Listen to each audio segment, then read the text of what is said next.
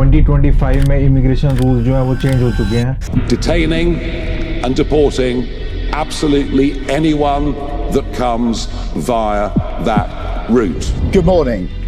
Every area of the immigration system, work, family and study, will be tightened up so we have more control.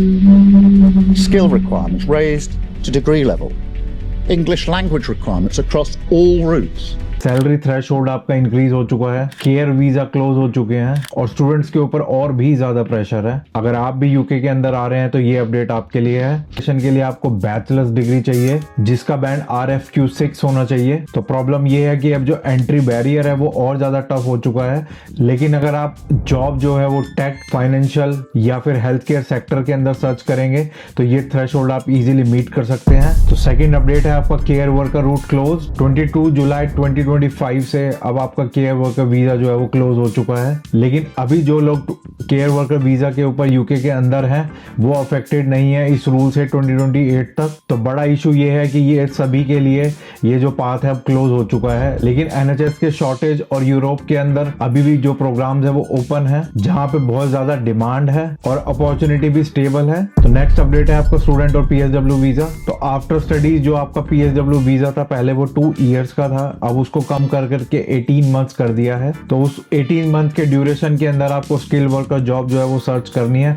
Otherwise आपको अपनी home country वापस जाना पड़ेगा। Students के लिए जो है वो प्रेशर बहुत डबल हो गया। लेकिन अगर आप यूके के अंदर आने से पहले ही या फिर अपनी स्टडीज के साथ इंटर्नशिप, नेटवर्किंग या फिर कोई शॉर्टेज ऑक्यूपेशन जॉब जो है वो सर्च कर लेते हैं तो आपको चांसेस है कि आपको स्किल वर्कर वीजा पहले ही। लेकिन अगर आप मेरे चैनल के ऊपर पहली बार आए हैं तो वीडियो को लाइक करना, चैनल को सब्सक्राइब करना, इससे मेरी काफी हेल्प होती है ताकि और रूल्स के अंदर ILR जो है वो आपका के ऊपर अभी डिबेट हुई है लेकिन अभी कोई फाइनल कंक्लूजन नहीं आया है गवर्नमेंट की तरफ से। तो न्यू रूल्स के अंदर अब आपके डिपेंडेंट के ऊपर भी इंग्लिश लैंग्वेज रिक्वायरमेंट जो है वो स्ट्रिक्ट होने वाला है, जिसकी वजह से आपका लॉन्ग टर्म प्लान और फैमिली प्लानिंग जो है वो मुश्किल हो गया है। लेकिन अगर आपको जल्दी PR चाहिए तो आप जर्मनी, आयरलैंड, पोर्चुगल जैसी कंट्रीज को भी एज अ बैकअप ऑप्शन आप अपने लिए रख सकते हैं। तो अब ऑल्टरनेटिव और हिडन पाथवेज क्या है? तो अब सवाल आता है कि अब आपका यूके का जो ड्रीम है वो खत्म हो चुका है। तो इसका आंसर है बिल्कुल नहीं। रूल्स टफ हुए लेकिन अभी भी दूसरे रूट्स हैं जिसके थ्रू आप यूके आ सकते हैं,